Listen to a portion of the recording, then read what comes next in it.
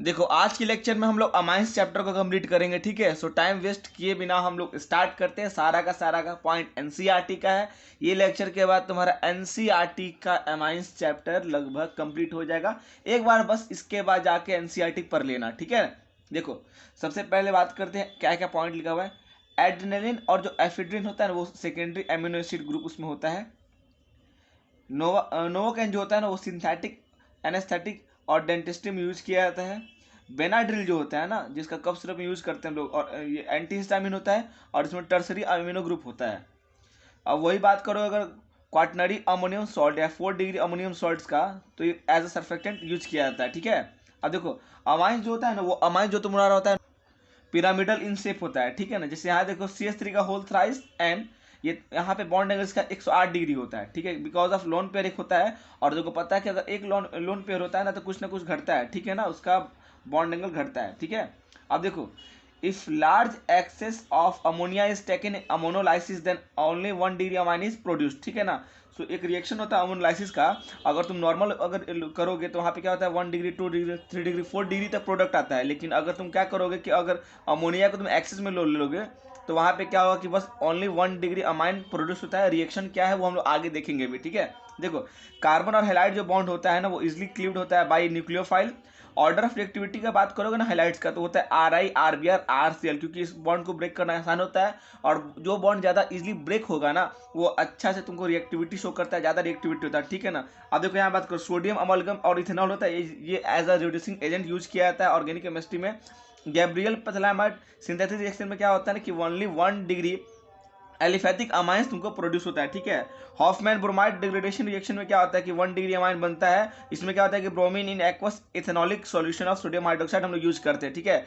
Aniline and aryl amines are usually colourless but becomes coloured on storage due to atmospheric oxidation, ठीक है। याद रखना कि aniline और एराइल अमीन जो होता है वो तुमको यूजुअली कलरलेस होता है, लेकिन कलर्ड हो जाता है जब उसको हम लोग स्टोर करते हैं और उसमें एटमॉस्फेरिक ऑक्सीडेशन होता है, तो ठीक है इसको ध्यान रखना। देखो यहाँ पे लिखा है एसाइलेशन जो होता है ना वो न्यूक्लियोफिलिक सब्स्टिट्यूशन रिएक्शन है, product obtained by acetylation reaction, ठीक है। अब देखो बेंजेनामाइन है प्लस इथेनोइक एनहाइड्राइड है, इसको रिएक्ट करोगे तो यहाँ पे एन फिलाइट इथेनामाइड, इसको एसिटानिलाइड बोलते हैं, ठीक है। मिथेनामाइन प्लस बेंजोइल क्लोराइड अगर है इसको रीड करते हैं तो बोलता है एन मिथाइल बेंजामाइड बनता है। कार्बाइल अमाइन रिएक्शन में क्या होता है कि both aliphatic and aromatic primary amine बनता है, और तुम अभी देखिए हॉफमैन ब्रोमाइड डिग्रेडेशन रिएक्शन में वहाँ पे तुमको बस एलिफैटिक अमाइन बनता है, ठीक है, तो ध्यान रखना। और वहाँ भी गैब्रियल पैथिलामाइड रिएक्शन में तुमको 1 डिग्री अमाइन बनता है, ठीक है, ध्यान रखना। और देखो quantitative evolution of nitrogen is use in estimation of amino acid and protein, ठीक है। जब क्या होता है कि नाइट्रोजन का जो इवोल्यूशन होता है तो उसका क्वांटिटी चेक करके हम लोग पता कर सकते हैं कि वो एमिनो एसिड है प्रोटीन है, ठीक है। बेंजील sulfonyl chloride is replaced by पारा टोल्यून सल्फोनाइल क्लोराइड। एनिलीन सोज इलेक्ट्रोफिलिक सब्स्टिट्यूशन रिएक्शन, ठीक है, ध्यान रखना। ये वाला हिंसबर्ग रिएजेंट में यूज करते हैं हम लोग, ठीक है ना। अभी देखेंगे हम लोग उसके बारे में। Activating effect of NH3 group less than amino group, ठीक है। क्यों होता है ना कि देखो यहाँ पे जो लोन पेयर होता है ना वो क्या करता है ऑक्सीजन के साथ ही कंजुगेशन में रहता है। डेट्स वाई क्या होता है कि जो लोन पेयर होता है वो डोनेट करने के लिए काबिल नहीं होता है, इसलिए इसका क्या होता है एक्टिवेटिंग इफेक्ट जो होता है NH3 का क्रम हो जाता है अमीनो ग्रुप से, ठीक है। और para amino benzene sulphonic acid commonly known as sulphanilic acid, ठीक है, ध्यान रखना इस बात को। अब ये देखो यहाँ लिखा हुआ है ना कि aniline does not undergo Friedel Crafts reaction alkylation and acylation reaction. ऐसा क्या होता है ना कि जो एनिलीन पे जो तुमको लोन पेयर होता है ना वो क्या होता है कि तुमको सॉल्ट फॉर्मेशन में चला जाता है AlCl3, और इसको हम लोग एज अ लीव्स क्या करते हैं लीव्स एसिड के रूप में यूज करते हैं, ठीक है। तो ध्यान रखना AlCl3 जो एज अ कैटालिस्ट यूज करते हैं उसके साथ क्या करता है सॉल्ट फॉर्मेशन करने लगता है, ठीक है। अब आगे देखते हैं हम लोग है। देखो AlCl3 used as catalyst, Lewis acid है ये। एरिन डाइजोनियम सॉल्ट जो होता है उसका स्टेबिलिटी ज़्यादा होता है एल्काइल डाइजोनियम सॉल्ट से, क्योंकि कंजुगेशन में रहता है, और कंजुगेशन में होगा तो उसका बॉन्ड को ब्रेक करना थोड़ा मुश्किल हो जाता है। दैट्स वाई क्या होता है कि एरिन डाइजोनियम क्लोराइड का स्टेबिलिटी ज़्यादा होता है एल्काइल डाइजोनियम सॉल्ट से, ठीक है। देखो यहाँ पे क्या लिखा है, यहाँ पे डाइजोनियम क्लोराइड है कलरलेस होता है, क्रिस्टलाइन सॉलिड होता है, react with warm water, decompose in dry state, ठीक है, ध्यान रखना। Benzene diazonium fluoroborate is water insoluble and stable at room temperature. देखो यहाँ एन फिलाइट इथेनामाइड और एसिटानाइलाइड बोलते हैं जो हम लोग पिछले पेज में देख चुके हैं, ठीक है। Lower aliphatic amines are gases with fishy odour. Primary amines with 3 degree और प्राइमरी अमाइन विथ 3 और more carbon atom are liquid. Lower aliphatic amines are soluble in water. Amines are soluble in organic solvents like alcohol, ether, and benzene. Alcohol form stronger intermolecular hydrogen bonding than amine. ध्यान रखना, ठीक है। अब देखो आगे देखते हैं हम लोग हैं ऑर्डर ऑफ बॉइलिंग पॉइंट का दिखा है, प्राइमरी का ज्यादा होगा, फिर सेकेंडरी, फिर टर्सरी। इंटर का हाइड्रोजन बॉन्डिंग की बात करोगे तो 1 डिग्री में ज्यादा हाइड्रोजन बचता है, दैट्स वाई उसमें ज्यादा होता है। फिर 2 डिग्री, फिर 3 डिग्री अमाइन होता है। Amine salts are soluble in water but insoluble in organic solvents. Aliphatic amine का ज्यादा होता है बेसिसिटी अमोनिया के रिस्पेक्ट में, लेकिन अमोनिया का ज्यादा होता है एराइल अमाइन के, एरोमेटिक अमाइन के रिस्पेक्ट में बेसिसिटी, ठीक है। बेसिकेशन जो होता है एक्वस मीडियम में किस किस बातों पर डिपेंड करता है, दोस्तों देखो सबसे पहले बात कि तुमको स्टेरिक हिंड्रेंस पे डिपेंड करेगा, सॉल्वेशन इफेक्ट पे डिपेंड करेगा, प्लस आई इफेक्ट पे डिपेंड करता है, ठीक है ना। और देखो सॉल्वेशन जो होता है वो इनवर्सली प्रोपोर्शनल होता है तुमको साइज ऑफ आयन के, और स्टेबिलिटी ऑफ आयन का डायरेक्टली प्रोपोर्शनल होता है solvation. Basic nature increases by increase alkyl group in gases phase. देखो ये बेसिसिटी इन गैसेस फेज है, देखो 3 डिग्री, 2 डिग्री, 1 डिग्री और फिर अमोनिया, ये तुमको ऑर्डर है बेसिसिटी का गैसेस फेज में। और एक्वस फेज में बात करोगे ना तो प्लस आर, और जो सॉल्वेशन होता है वो डिसाइड करता है बेसिक नेचर। और एक्वस फेज में क्या होता है 1 डिग्री, 2 डिग्री, 3 डिग्री के रिस्पेक्ट में होता है, ठीक है ना। Basicity of amines is related to structure, ध्यान रखना इस बात को। बेसिसिटी ऑफ एमाइन जो होता है वो रिलेटेड होता है स्ट्रक्चर का। Yield of Sandmeyer reaction is found to be better than Getterman reaction. H3PO2 या उसको हाइपोफॉस्फोरस बोलो या फॉस्फेनिक एसिड बोलो, इथेनॉल बोलो, ये सब तुमको माइल्ड रिड्यूसिंग एजेंट होता है। एजो कपलिंग जो रिएक्शन होता है इलेक्ट्रोफिलिक सब्स्टिट्यूशन रिएक्शन होता है। Aryl fluoride and iodide can't prepared by direct halogenation. Cyano group can't be introduced by nucleophilic substitution of chlorine in chlorobenzene, ठीक है, ध्यान रखना इस चीज को। Cyanobenzene can be easily obtain from डाइजेनियम salt. यहाँ देखो बेसिकेशन का बात करते हैं, ठीक है ना, मिथाइल ग्रुप के साथ और इथाइल ग्रुप के साथ। जो मिथाइल ग्रुप के साथ होगा उसके लिए 213 का फॉर्मूला यूज करना, 213 यहाँ में लिखा है ना 213, और जब इथाइल आएगा तो 231। तो तुमको पता है कि मिथाइल में तुमको 1 कार्बन होता है और इथाइल में 2 कार्बन होता है। सो पहले 213 आएगा, फिर 231 आएगा, ऐसे याद करना। देखो यहाँ पे 2 तो फिक्स है ना, बस तुम्हारा 13 और 31 का पोजीशन चेंज हो रहा है। और देखो 1 और 3 में तुमको कौन पहले आएगा, पहले 1 आता है, और मिथाइल इथाइल में पहले किसका नंबर आएगा, क्योंकि तुमको पता है कि मिथाइल में तुमको 1 कार्बन होता है, फिर इथाइल आता है 2 कार्बन का, तो पहले आएगा तुमको मिथाइल। तो 213 और 231 ऐसे याद करना तुमको मिथाइल और इथाइल ग्रुप के बारे में, ठीक है ना, कि जब भी पूछेगा बेसिकेशन का ऑर्डर क्या होगा। अब बहुत इंपॉर्टेंट है ये। एनिलीन का स्टेबिलिटी तुमको एनिलियम आयन से ज़्यादा होता है, ठीक है। एनिलियम जो आयन होता है उससे आता है तो वो स्टेबिलिटी होता है एनिलीन का। देखो रिडक्शन ऑफ नाइट्राइल का देखोगे तो देखो नाइट्राइल है यहाँ पे H2 और Na के प्रेजेंस में सोडियम अमलगम और इथेनॉल, तुमको बताया था कि सोडियम इथेनॉल ये सब होता है जो ना, वो तुमको रिड्यूसिंग एजेंट होता है, ये कन्वर्ट हो जाता है तुमको देखो 1 डिग्री अमाइन में, ठीक है ना। रिडक्शन ऑफ अमाइड देखो यहाँ से 1 डिग्री अमाइन में RCONH2 lithium aluminium hydride plus water में RCH2 NH2 में कन्वर्ट हो गया, ठीक है। यहाँ भी देखो अमाइड है plus bromine plus sodium hydroxide, तुमको पता है ये हॉफमैन ब्रोमाइड डिग्रेडेशन रिएक्शन है। यहाँ देखो 1 डिग्री अमाइन बन गया, ठीक है, NaBrH2 और Na2CO3 निकल गया। यहाँ देखो यहाँ प्राइमरी अमाइन है, क्लोरोफॉर्म है यहाँ पे, ठीक है, एल्कोहलिक पोटाश है यहाँ पे, तुमको देख सकते हैं यहाँ पे क्या आइसोनाइट्राइल बन रहा है, ठीक है, कार्बाइल अमाइन रिएक्शन है, 1 डिग्री अमाइन ही देता है, ठीक है, ध्यान रखना। और यहाँ देखो यहाँ पे क्या हो रहा है HNO2 NNO2 प्लस HCl है, इसके प्रेजेंस पे तो डाइजेनियम क्लोराइड बन जाता है, ठीक है, तुमको पता है अच्छे तरीके से। अब इसको जब वाटर से हीट कर दोगे तो alcohol plus nitrogen plus HCl as a product तुमको मिलेगा। एनिलीन है, ठीक है, एनिलीन को जब NaNO2 प्लस HCl में करोगे तो पहले डाइजेनियम सॉल्ट बनेगा, NaCl प्लस H2 निकलता है, ठीक है ना। तो ध्यान रखना इस रिएक्शन को भी। अब देखो यहाँ पे क्या है, नाइट्रोबेंजीन है, यहाँ पे H2PD के प्रेजेंस में अगर इथेनॉल ले आओगे तो यहाँ पे एनिलीन में कन्वर्ट हो जाएगा। फिर नाइट्रोबेंजीन है SnHCl plus SN plus HCl हो या फिर Fe प्लस HCl हो, यहाँ पे तुमको एनिलीन बन जाएगा।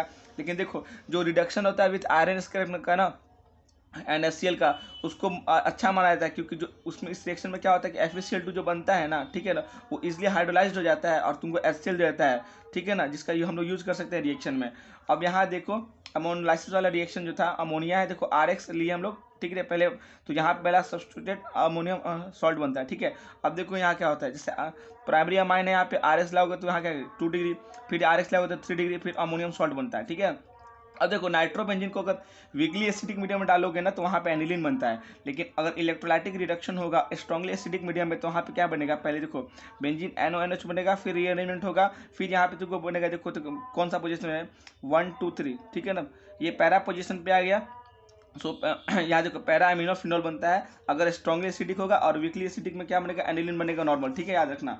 अब देखो क्या हिंसबर्ग एजेंट का बात कर रहे थे हम लोग, C6H5SO2Cl, ठीक है, इसको बेंजीन सल्फोनाइल क्लोराइड बोलते हैं, जिसको अभी हम लोग चेंज कर चुके हैं पारा टोल्यून में, ठीक है ना। पारा टोल्यून जो सल्फोनाइल क्लोराइड उससे हम लोग बनाते हैं, इस रिएक्शन को देखते हैं, ठीक है ना। देखो Hinsberg agent react with primary and secondary amine to form sulphonamide. अब देखो क्या होता है, इसका यूज करते हैं हम लोग distinction between 1 degree 2 degree and 3 degree amine, ठीक है ना। अब देखो जैसे क्या है कि बेंजीन SO2Cl है, यहाँ पे क्या कर रहे हैं हम लोग 1 डिग्री अमाइन यूज कर रहे हैं, तो यहाँ देखो एन इथाइल बेंजीन सल्फोनामाइड बन रहा है जो सॉल्युबल होता है अगर 1 डिग्री हुआ तो, क्योंकि यहाँ पे क्या होता है जो हाइड्रोजन अटैच होता है ना नाइट्रोजन ग्रुप से, ठीक है, नाइट्रोजन ग्रुप सल्फोनामाइड के साथ में, वो स्ट्रांगली एसिडिक होता है, ठीक है, क्योंकि इसका जो इफेक्ट होता है ना बहुत ज़्यादा इलेक्ट्रॉन विड्रॉइंग होता है, डेट्स पर क्या होता है कि सॉल्युबल होता है ये जो हाइड्रोजन होता है। वही जब अगर 2 डिग्री की बात करोगे तो रिएक्ट तो करेगा लेकिन सॉल्युबल नहीं होता है, ठीक है ना, और 3 डिग्री रिएक्ट ही नहीं करता है, ध्यान रखना इस बात को, ठीक है। अब देखो क्या होता है 3 डिग्री अमाइन है वो don't react with benzene sulfonyl chloride, ठीक है। अब देखो यहाँ पे क्या है एनिलीन और जब तुम ब्रोमीन वाटर मिलाओगे तो 2,4,6 ट्राई ब्रोमो एनिलीन बनेगा, व्हाइट PPT बनेगा, ठीक है ना। और यहाँ पे देखो पिरिडीन है, एसिटिक एसिड लिया होगे और एनिलीन है, सो यहाँ पे क्या होगा ना कि एसिटामाइड का फॉर्मेशन होता है, एन फिनाइल इथेनामाइड उसको बोलते हैं, एसिटामाइड है ये। और फिर जब ब्रोमीन ले आओगे अगर तुम यहाँ पे एसिटिक एसिड में, तो फिर यहाँ पे क्या होगा थोड़ा सा और वो क्या होगा कि यहाँ पे ब्रोमीन का एडिशन होगा, और जब इसको तुम क्या करोगे कि हाइड्रोक्साइल आयन और H+ के प्रति रिएक्ट करोगे तो यहाँ क्या बनेगा पैरा पोजिशन ब्रोमो आ जाएगा, ठीक है ना। ऐसा क्यों होता है, इसको हम लोग एक्टिवेटिंग इफेक्ट ऑफ इसको बचाने के लिए करते हैं, ताकि बस एक ही पोजीशन में तुम्हारा ब्रोमीन ऐड करें हम लोग, ठीक है ना।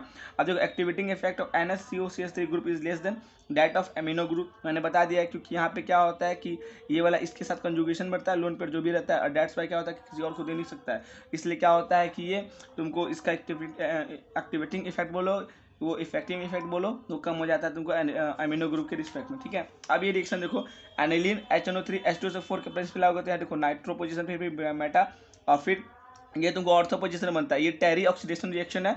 इसमें देखोगे ना कि यहाँ पे 51% बनता है तुमको नाइट्रो वाला, 47% बनता है तुमको मेटा वाला, और 2% बनता है तुमको ऑर्थो वाला, ठीक है ना। यहाँ देखो अगर एनिलीन है यहाँ पे एसिटिक एनहाइड्रेट और पिरिडीन ले आओगे तो देखो यहाँ पे क्या होगा NH3CH3 बनेगा। जब इसको तुम ये इफेक्ट इसलिए किया था ना NH ये वाला रिएक्शन ये वाला इसलिए किया था ना रिएक्शन इसका, ताकि इफेक्टिंग जो एक्टिवेटिंग इफेक्ट है ना उसको मिनिमाइज किया जाए, और बस जो हम लोग को डिजायर प्रोडक्ट होता है वो हम लोग मिले। तो देखो अगर नाइट्रो पोजीशन बनाना हो सॉरी अगर ऑर्थो प्रोडक्ट बनाना होगा, ठीक है, उसके लिए हम लोग इसका यूज करते हैं। देखो यहाँ पे बना पैरा नाइट्रोफिन एनिलीन बन गया, ठीक है। अब वहीं देखो अगर एनिलीन कम H2SO4 डालेंगे तो यहाँ पे NH3HSO4 माइनस बना, और फिर जब उसको हम लोग 453 से 473 केल्विन में रिएक्ट करेंगे तो यहाँ पे सल्फानिलिक एसिड बनता है, ये सल्फानिलिक एसिड है, ठीक है। और यहाँ पे क्या होता है कि इक्विलिब्रियम पे होता है, तो देखो यहाँ पे ड्यूटर आयन का फॉर्मेशन करता है, ठीक है ना, ध्यान रखना इस बात का। अब देखो aniline does not undergo fiddle-craft reaction alkylation acetylation reaction, क्यों होता है, क्योंकि तुमको पता है AlCl3 के साथ क्या होता है कि वो सॉल्ट फॉर्मेशन कर देता है, और AlCl3 को एज हम लोग कैटालिस्ट और लेविस एसिड यूज करते हैं हम लोग, ठीक है ना। Due to this nitrogen of aniline acquires positive charge and hence act as a strong deactivating group for further reaction.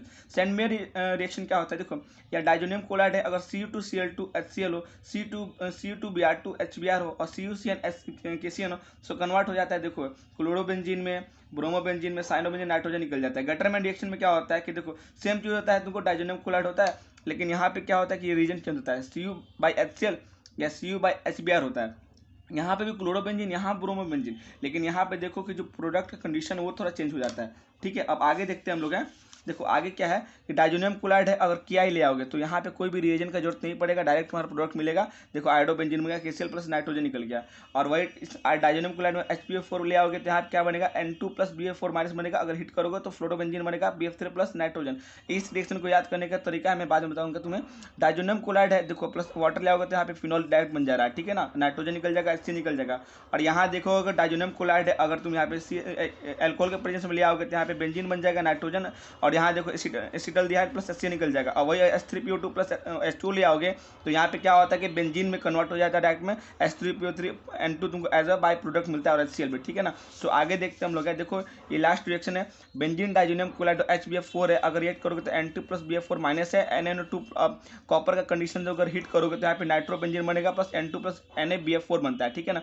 सो ध्यान रखना पिछले वाले रिएक्शन से थोड़ा अलग है, उसमें कुछ अलग किया गया था। वहाँ पे क्या था तुम्हारा कि देखो सेम रिएक्शन, यहाँ देखो यहाँ पे क्या था कि N2+BF4- था, हिट करते तो फ्लोरोबेंजीन बन रहा था। यहाँ पे देखो, यहाँ पे N2+BF4- है, लेकिन यहाँ पे हम लोग क्या बस हिट नहीं कर रहे, यहाँ पे NN2+Cu ला रहे, तो यहाँ पे नाइट्रोबेंजीन प्लस N2+NaBF4 बन रहा है। देखो, aryl fluoride and iodide can't be prepared by direct halogenation reaction, ठीक है। अब देखते हैं हम लोग कपलिंग रिएक्शन।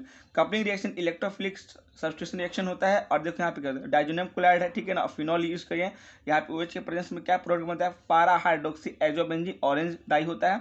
और यहाँ देखो तुमको एनिलीन यहाँ है, यहाँ डाइजोनियम क्लोराइड, इसको रिएक्ट करते हैं तो बनता है पारा अमीनो एजोबेंजीन, ये येलो कलर का डाई होता है, ठीक है ना। सो ऐसे याद करना है तुमको पूरा, ये सारा का सारा तुमको जो भी पॉइंट है NCERT का मैंने करवा दिया है, एक बार अच्छे से पढ़ लेना। मैंने जितना फास्ट इसको पढ़ाने की कोशिश किया है उसके अकॉर्डिंग थोड़ा सा अगर इधर उधर हुआ होगा तो देख लेना, ठीक है ना। बाकी थैंक यू, फिर मिलते हैं अगले लेक्चर में जल्दी। Thank you so much.